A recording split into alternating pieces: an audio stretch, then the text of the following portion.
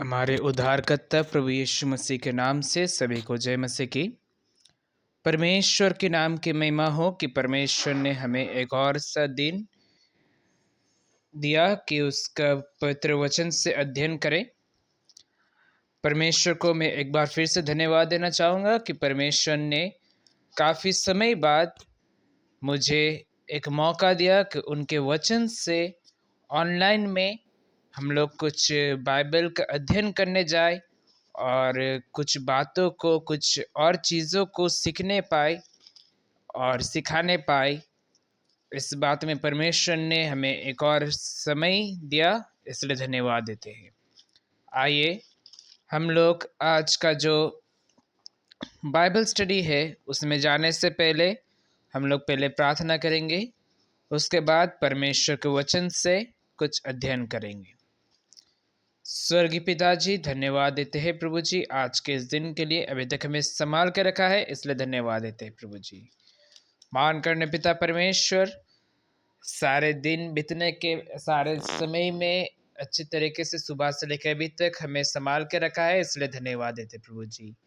मान करने पिता परमेश्वर, तू राजाओं का राजा, प्रभुओं का प्रभु है, तू जीवित अनुग्रहकारी पिता परमेश्वर है, इसलिए धन्यवाद देते प्रभु जी। मान करने पिता परमेश्वर, हम तो पापी थे पिता परमेश्वर, लेकिन तूने हमें उस पाप के जंजल में, उस पाप के जो जेल है उससे हमें निकाल के पिता परमेश्वर तूने हमें एक फ्रीडम दिया, इसलिए धन्यवाद देते प्रभु जी। तूने हमें छुटकारा दिया, इसलिए धन्यवाद देते प्रभु जी। तूने अपने इकलौते पुत्र प्रभु यीशु मसीह को इस संसार में भेज दिया, जिससे मेरे पापों के लिए प्यार परमेश्वर, हमारे पापों के लिए प्यार परमेश्वर, वो अपना जीवन को त्यागे और त्यागने के बाद वो कब्र हो गया प्यार परमेश्वर। कब्र में वे ज़्यादा दिन तक नहीं रहे प्यार परमेश्वर, सिर्फ 3 दिन बाद वे जीवित हुए प्यार परमेश्वर। इसलिए धन्यवाद देते उस महान करुणा एवं महान प्रेम के लिए प्यार परमेश्वर। महान करने पिता परमेश्वर, काफ़ी समय बाद तूने मुझे मौका दिया तेरे वचन से कुछ बातचीत ऑनलाइन में शेयर करने के लिए परमेश्वर। जो आज पुस्तक निकालने जा रहे परमेश्वर, वो है जकरिया की पुस्तक से परमेश्वर। हम लोग कुछ बातों को देखेंगे, कुछ चीज़ों को देखेंगे, अध्ययन करेंगे। क्या आज का प्रतीक क्या है उस पुस्तक से, क्या आज का आशीष है उस पुस्तक से, आज हम देखेंगे। उससे हमें आशीष करना जिसे हम लोग देखने पाए। सारे आदर और महिमा के साथ ये प्रार्थना तेरे इकलौते पुत्र, हमारे इकलौता उद्धारकर्ता, जल्द आने वाले प्रभु यीशु मसीह के नाम से मांगते हैं। सुनो स्वर्ग राज्य में ग्रहण करें, आमीन।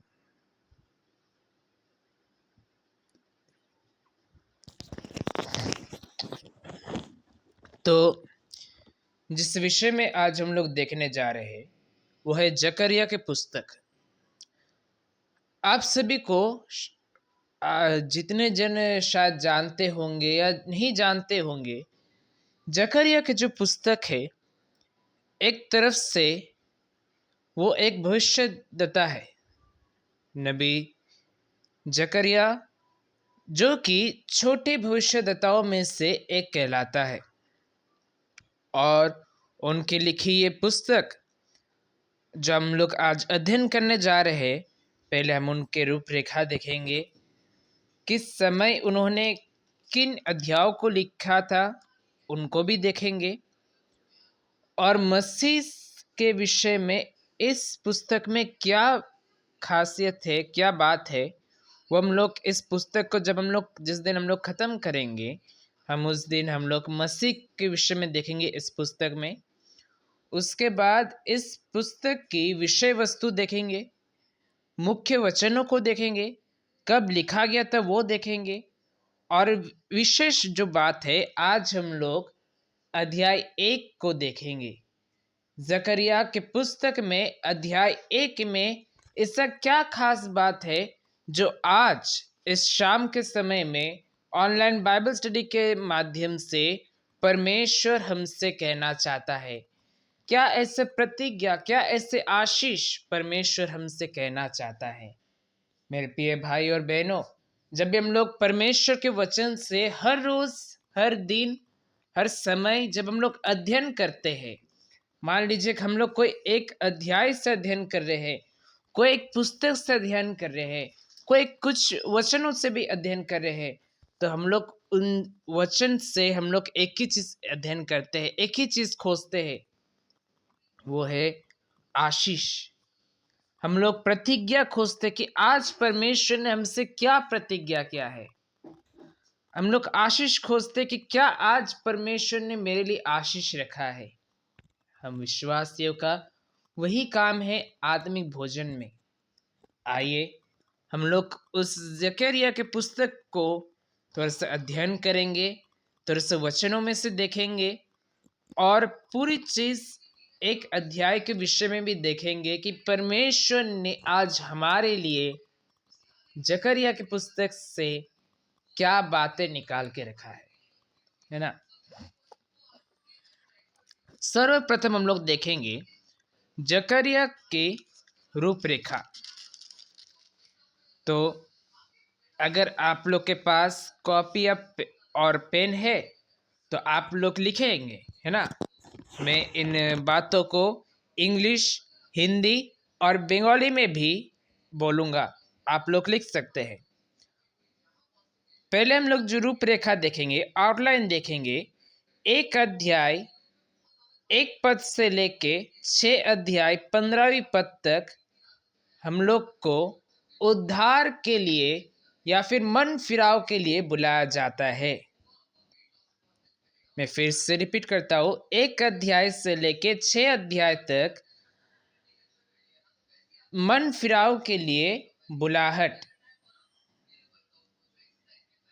एक अध्याय সক্রিয় 1 অধ্যায় থেকে 6 অধ্যায় অবধি মন ফিরাবার জন্যে ডাক, এটা আমরা দেখতে পাই। We see chapter 1 to chapter 6 call to repentance, call to repentance। ठीक है, हम लोग अब 7 अध्याय से 8 अध्याय तक देखेंगे। वहां पर हम लोग देख पाते हैं न्याय और अनुग्रह के लिए बुलाहट, न्याय और अनुग्रह के लिए बुलाहट। 7 অধ্যায় এবং 8 অধ্যায় আমরা দেখতে পাই ন্যায় এবং অনুগ্রহের জন্যে ডাক, ন্যায় এবং অনুগ্রহের জন্যে ডাক। Chapter 7 to 8 call to justice and mercy। 9 अध्याय से लेकर 14वीं अध्याय तक हम लोग देख पाते हैं उत्साह और आशा, उत्साह और आशा। 9 অধ্যায় থেকে 14 অধ্যায় অবধি আমরা দেখতে পাই উৎসাহ এবং আশার বিষয়ে। 9 অধ্যায় থেকে 14 অধ্যায় অবধি উৎসাহ এবং আশার বিষয় আমরা দেখতে পাই।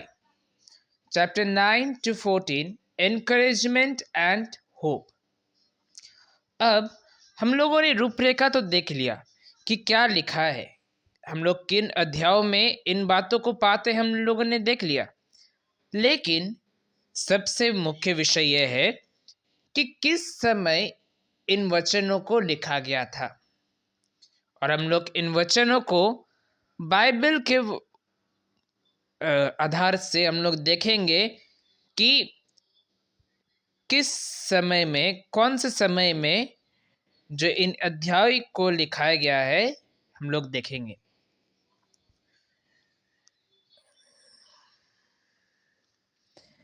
अध्याय 1 से लेके 8 तक, अध्याय 1 से लेके 8 अध्याय तक मंदिर का फिर से तैयार किया जाना के समय में लिखा गया था। अध्याय 1 से लेके 8वीं अध्याय तक मंदिर का फिर से तैयार किए जाने के समय में लिखा गया था। 1 অধ্যায় থেকে 8 অধ্যায় অবধি মন্দিরের পুনঃস্থাপনা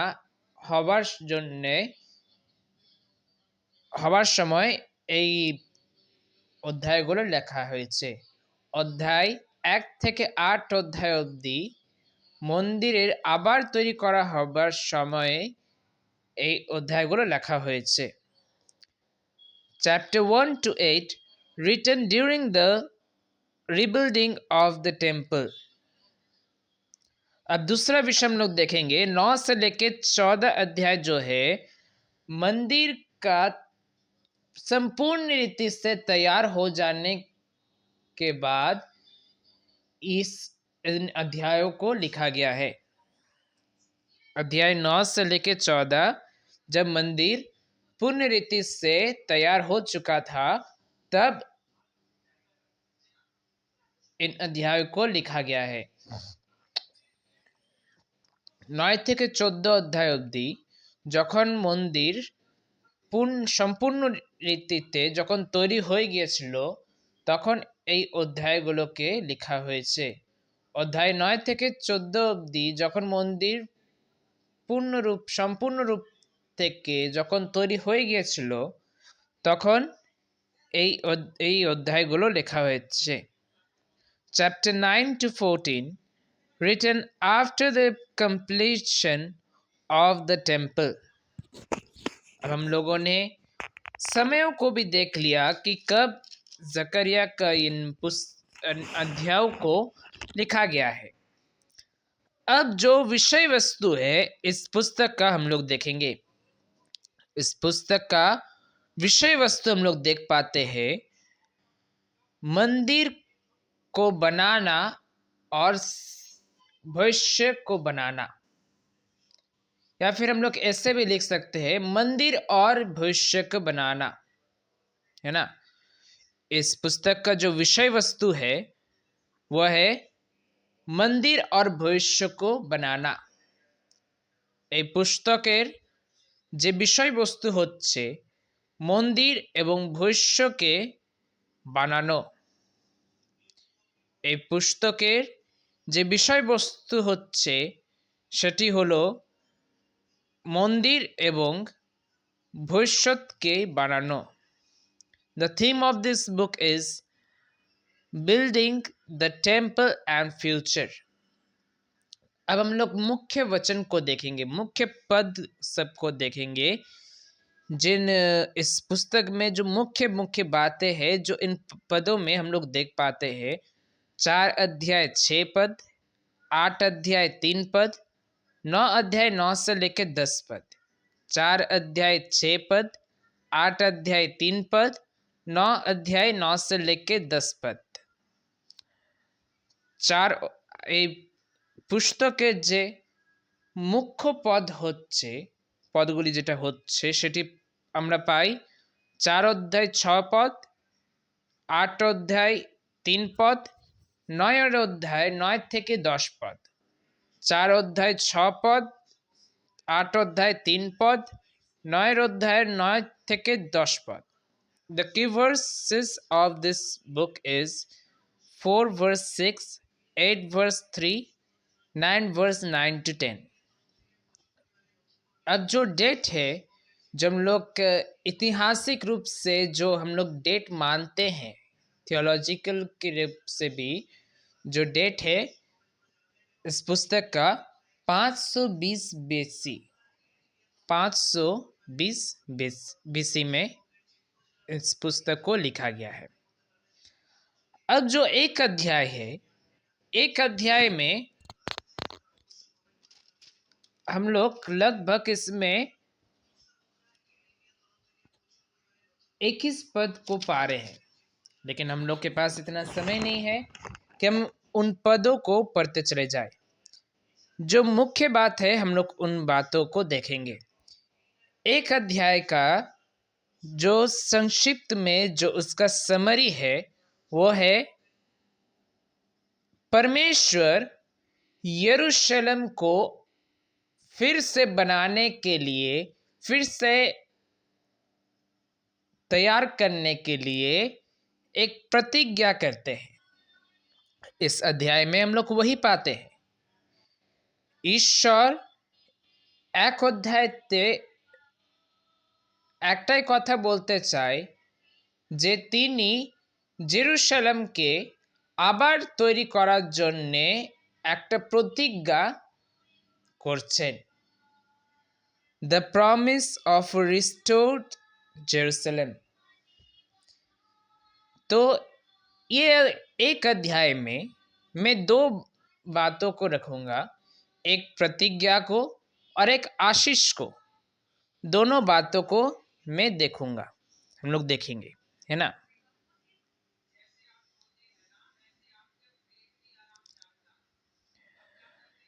एक अध्याय 3 पद, एक अध्याय 3 पद में एक प्रतिज्ञा के विषय में हम लोग पाते हैं, है ना। और वो एक ऐसा प्रतिज्ञा है जो परमेश्वर आज के दिन में हमारे लिए रख छोड़ते हैं। हम लोग देख पाते हैं 3 पद में इस प्रकार लिखा है, Therefore say to them, Thus declares the Lord of hosts, Return to me, says the Lord of hosts, and I will return to you, says the Lord of hosts। इस वचन में 3 पद में जो तीसरा भी पद है, इस पद में हम लोग देख पाते हैं 3 बार परमेश्वर का वचन जो है सेनाओं का यहोवा, है ना, सेनाओं का यहोवा बोल के ये जो शब्द है सेनाओं का यहोवा 3 बार हम लोग इस वचन में पाते हैं। और इस वचन में एक चीज हम लोग देख पाते हैं कि परमेश्वर हमसे ये कहता है कि मेरे पास लौट आओ, मेरे पास लौट आओ, फिर मैं तुम्हारे पास लौट आऊंगा। एक बात बोलिए, परमेश्वर का जो वचन है, ये जो जकरिया का जो पुस्तक है, हम लोग अब एक बात देख सकते हैं, ये जो पुराना नियम है, ओल्ड टेस्टामेंट है, वो खास करके इजरायली लोग के लिए लिखा गया है, यहूदियों के लिए लिखा गया है। और एक चीज हम लोग खास करके जानते हैं, एक ये इजरायली लोग ही है जिसको परमेश्वर ने बहुत से बार बचाया है और ये लोग बार बार पाप करते चुका है। आज हमारे जीवन में भी वही है, परमेश्वर हर रोज हर समय हमें बचाते रहते हैं और हम मनुष्य जो है हर रोज हर समय हम लोग पाप करते जाते हैं। इज़राइल में वही प्रॉब्लम है, ये लोग परमेश्वर के मंदिर बनाना चाहते हैं। एक अध्याय में परमेश्वर का वचन जो है, आप अगर देखेंगे, परमेश्वर एक जगह में कहते हैं कि मैं तुम्हारे तो पास आ चुका हूं, लेकिन मेरा घर तैयार हो जाना चाहिए। अगर आप देखेंगे एक अध्याय 16वीं पद में वहां पर लिखा है, Therefore thus says the Lord, I have returned to Jerusalem with mercy, my house shall be built in it। क्या कह रहा है कि मैं तुम्हारे पास लौट तो आ चुका हूं, लेकिन तुम्हें एक काम करना है, उस जगह में मेरे लिए एक घर बनाना है। मेरे प्रिय भाई और बहनों, परमेश्वर एक प्रतिज्ञा 3 पद में करते हैं कि हमें उसके पास मन फिराना है, तभी परमेश्वर हमारे पास मन फिराएंगे, परमेश्वर हमारे पास लौट आएंगे। ये जो पद है वो खास करके एक अविश्वासी के लिए भी है और एक विश्वासी के लिए भी है। जब एक अविश्वासी जो अभी तक परमेश्वर को नहीं पहचानता है ना, अभी तक उद्धार नहीं पाया है, उसके लिए भी एक बात कहता है कि तुम लौट आओ, तभी मैं तुम्हारे पास लौट आऊंगा। हम लोग हर रोज हर समय पुकारते हैं, परमेश्वर कहाँ है, परमेश्वर तू कहाँ है। जब भी हम लोग समस्या में आते हैं, जब भी हमें कोई बीमारी आते हैं, जब भी हमें कोई दुख कष्ट आती है, कोई भी प्रॉब्लम आती है तो हम लोग एक ही जन को ज्यादा पुकारते हैं, परमेश्वर को, तू कहाँ है। हम लोग जब बाइबल को पढ़ते हैं कि परमेश्वर एक दिन आने वाला है, प्रभु यीशु मसीह एक दिन आने वाला है, जब इतने साल बीत गए, इतने समय बीत गए, अभी तक प्रभु यीशु मसीह नहीं आया है, हम लोग सवाल करते हैं, अपने मन में सवाल करते हैं कि परमेश्वर तू कहाँ है। राजा दाऊद भी अपने भजनों में कहा था, परमेश्वर तू कहाँ है। आपको याद है, आपको शायद पता होना चाहिए, जब भजन संगीता 22 का 1 में इस प्रकार कहता है, राजा दाऊद अपने भजन में इस प्रकार कहता है, हे मेरे परमेश्वर, हे मेरे परमेश्वर, तूने मुझे क्यों छोड़ दिया। वो भी परमेश्वर को खोजता है, वो इधर उधर तलाश करता है कि परमेश्वर कहाँ है। बाइबल में हम लोग बहुत से जगहों में देखते हैं कि परमेश्वर को खोजते हैं लोग। अगर आप देखेंगे प्रेरितों के काम में, एक जगह ऐसा कहा जाता है, एक जगह ऐसा जगह है जहां पर पौलुस सुसमाचार बांटने गया था, और जब वो बहुत से देवी देवताओं का मूर्तियों को देखता है, और एक जगह एक स्थान में लिखा है अननोन गॉड, अनजान परमेश्वर के विषय में वर्णन करता है, और वहां पर पौलुस उसी परमेश्वर के विषय में उन लोगों को सुसमाचार प्रचार करते हैं। मेरे प्रिय भाई बहनों, परमेश्वर एक आत्मा है, हम उससे देख नहीं सकते। आज अगर देखेंगे, आज मार्च का 5 तारीख है, और आज का दिन जो है, एक तरफ से हम लोग देखेंगे, आज का दिन राख बुधवार कहा जाता है ना। ऐसे तो बाइबल में इस चीज का वर्णन नहीं किया गया है, लेकिन दुनिया के अनुसार आज राख बुधवार है, ऐश वेडनेसडे है। आज से लेके गुड फ्राइडे के दिन तक लेंट होगा, है ना। और इन 40 दिनों तक लोग जो है, जितने भी मसीही लोग हैं, वे लोग प्रभु यीशु मसीह को याद करते हैं। इन 40 दिनों में 40 दिन पार हो गया तो यीशु मसीह को याद करने वाला है भी नहीं। और इन 40 दिनों में एक खास बात यही है कि लोग, ये बात सच है कि बाइबल में इन विषयों में कुछ भी नहीं लिखा है ना। लेकिन एक चीज अगर आप देखेंगे कि एक इसी कारण जो बैकस्लाइड बिलीवर्स है ना, एक तरह से हम लोग उस वही कहते हैं बैकस्लाइड बिलीवर्स, जो विश्वासी उद्धार पाके भी कहीं और भटक चुके हैं, वे लोग भी प्रभु यीशु मसीह को याद करते हैं। क्यों? क्योंकि उनके पापों के लिए मारा गए थे प्रभु यीशु मसीह। मेरे प्रिय भाई बहनों, अगर आप यूहन्ना का 3 अध्याय 16वीं पद को पढ़ेंगे तो वहां पर लिखा है कि क्योंकि परमेश्वर ने जगत से ऐसा प्रेम रखा कि उसने अपना इकलौता पुत्र प्रभु यीशु मसीह को भेज दिया, जिसे जो कोई उस पर विश्वास करे वो कभी नष्ट ना हो बल्कि अनंत जीवन पाए।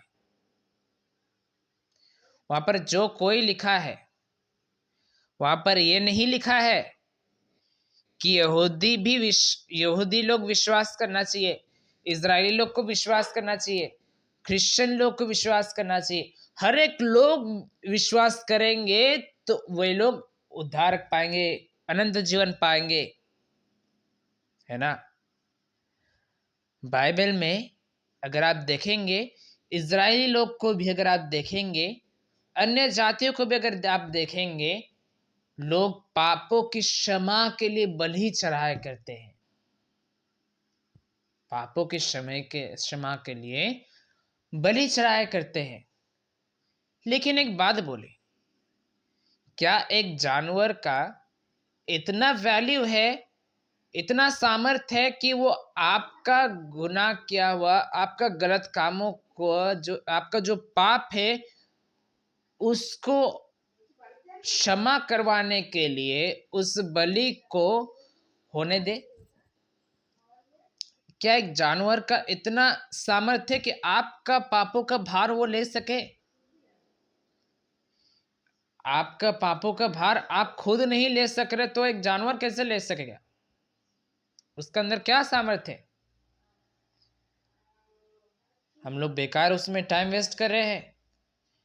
अगर आप देखेंगे वेदाओं में, ऋग वेदा में या फिर यजुर्वेदा में एक प्रकार इस प्रकार लिखा है, एक तितली आएंगी और उस तितली के जब वो लकड़ी में लटकाई जाएगी और उस लकड़ी में लटकाए जाने के बाद उसको जो उसका जो लहू है उसके द्वारा ही मनुष्य को उद्धार हो सकता है। परमात्मा के विषय में कुछ कुछ ग्रंथ में लिखा है, गीता में भी लिखा है कि अगर तुम परमेश्वर का सुनोगे, अगर तुम परमेश्वर के अनुसार चलोगे तो तुम जीवन पाओगे। कौन है वो परमेश्वर? जो आसमान और पृथ्वी की सृष्टि करने वाला, वही परमेश्वर जिसने मनुष्य की सृष्टि किया, जिसने इन पेड़ पौधों को सृष्टि किया, जिसने इन जानवर लोगों को भी सृष्टि किया, वही परमेश्वर जब आपको पैदा कर सकता है तो आपका गुनाह को भी क्षमा करने के लिए वही एकलौता है। और उसने अपने एकलौते पुत्र प्रभु यीशु मसीह को अर्पित किया जिससे आप उद्धार पाओ, है कि नहीं? यही बात 3 पद में परमेश्वर कह रहा है कि तुम मेरे पास लौट आओ और मैं तुम्हारे पास लौट आऊंगा। ये प्रतिज्ञा परमेश्वर करता है। लेकिन आशीष का बात जो है, जब हम लोग 17वीं पद में देख पाते हैं, 1 अध्याय 17वीं पद में वहां पर लिखा है, cry out again, thus says the Lord of hosts, my cities shall again overflow with prosperity, and the Lord will again comfort Zion and again choose Jerusalem. आशीष का बात यह है कि परमेश्वर चाहता है कि उसका जो राज्य है, उसका जो देश है, उसका जो चुना हुआ जाति है, वो सारे पृथ्वी में फैल जाए। परमेश्वर चाहता है कि इजराइलियों को, जब यहाँ पर 16वीं आयत में अगर देखेंगे, परमेश्वर इजराइलियों के पास लौट आते हैं, लेकिन एक बात कहता है कि मेरा घर तैयार हो जाना चाहिए। और परमेश्वर एक आशीष देता है कि मैं यरूशलेम को ही सिर्फ चुनूंगा, यरूशलेम को ही सिर्फ चुनूंगा। और बाइबल में प्रकाशित वाक्य में भी हम लोग उसी नया यरूशलेम को देख पाते हैं। आज वही यरूशलेम के लोग हम लोग हैं। आज वही यरूशलेम में जो इब्राहिम या फिर अब्राहम जन्म लिया था, उसी के हम लोग संतान हैं। आज वही यरूशलेम के परमेश्वर, जो परमेश्वर ने आदम और हवा को सृष्टि किया था, हम सभी संतान लोग हैं। वही कह रहा है परमेश्वर का वचन कि तुम मेरे पास लौट आओ और मैं तुम्हारे पास लौट आऊंगा। ये प्रतिज्ञा परमेश्वर हमसे करता है और आशीष के रूप में ये कहता है कि वो हमें चुनता है, हमें अपने साथ रखना चाहता है, वो हमें छोड़ना नहीं चाहता है। ये एक आशीष का बात है। वही हम लोग इस एक अध्याय में हम लोग देख पाते हैं।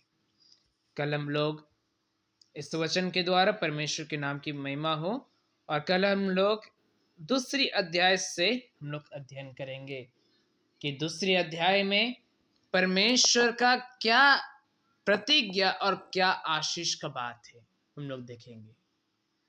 आइए हम लोग प्रार्थना करेंगे और आज का जो बाइबल स्टडी है हम लोग समाप्त में करेंगे। स्वर्ग में रहने वाले जीवित अनुग्रहकारी पिता परमेश्वर, धन्यवाद देते प्रभु जी आज के इस दिन के लिए। अभी तक हमें इस्तेमाल कर रखा है प्यार प्रभु जी, इसलिए धन्यवाद देते प्रभु जी। महान करने पिता परमेश्वर, तूने हमें सहायता मदद किया कि नबी जकरिया के पुस्तक से हम लोग कुछ अध्ययन करें, कुछ बातों को देखें, इसलिए धन्यवाद देते प्रभु जी।